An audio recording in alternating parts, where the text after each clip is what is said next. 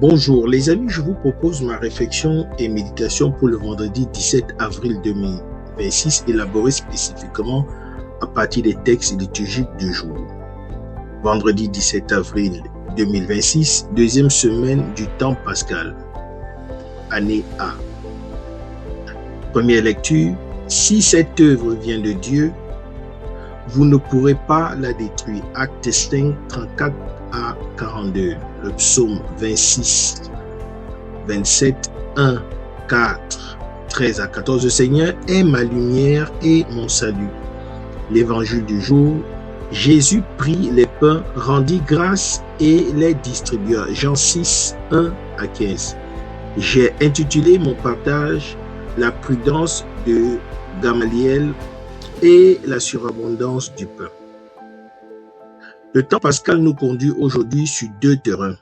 D'un côté, le Sanhédrin, exaspéré par les apôtres, veut les mettre à mort, mais un pharisien nommé Gamaliel, docteur de la loi respecté, se lève et donne un conseil de sagesse. Laissez faire ces hommes. Si leur entreprise vient des hommes, elle se détruira d'elle-même, mais si elle vient de Dieu, vous ne pourrez pas les détruire. De l'autre côté, Jésus, au bord du lac de Tibériade, est suivi par une grande foule. Il prend 5 pains d'orge et 2 poissons, rend grâce et les distribue. Tous mangent à leur faim et l'on ramasse 12 paniers de morceaux. Pour nous qui servons le droit et la justice, ces deux récits sont une leçon. La prudence humaine doit s'incliner devant l'œuvre de Dieu et la surabondance de la grâce dépasse toutes nos pauvretés.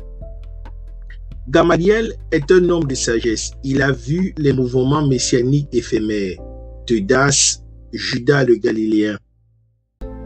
Ils ont tous disparu avec leur chef. Il propose donc d'attendre. Si cette affaire vient des hommes, elle s'écroulera. Si elle vient de Dieu, vous ne pourrez rien contre elle et vous risquerez de combattre Dieu lui-même.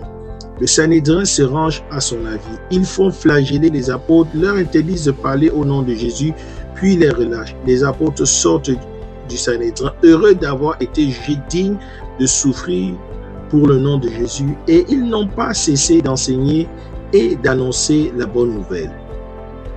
Ce conseil de Gamaliel est une clé pour nos métiers. Nous voyons des injustices, des systèmes corrompus, des causes qui semblent perdues. La tentation est grande de désespérer, de vouloir tout démolir par la force. Gamaliel nous invite à la patience et au discernement. Si une œuvre vient des hommes, elle finira par tomber. Si elle vient de Dieu, rien ne pourra l'arrêter. Notre rôle n'est pas de prendre la place de Dieu, mais de rester fidèles. Comme les apôtres, nous pouvons être flagellés, menacés, mais nous sortirons joyeux d'avoir souffert pour la justice et nous continuerons à enseigner et à annoncer. L'évangile de Jean nous montre la surabondance de la grâce et Jésus voit une foule immense. Il demande à Philippe, où pourrions-nous acheter du pain pour qu'ils aient à manger? Philippe calcule. 200 deniers de pain ne suffiraient pas. André signale un garçon qui a 5 pains d'orge et 2 poissons. Mais qu'est-ce que cela pour tant de monde? Jésus fait asseoir tout le monde. Il prend les pains, rend grâce et les distribue. Tous mangent à leur faim et l'on ramasse 12 paniers de morceaux. Ce miracle est un signe. Jésus est le nouveau Moïse.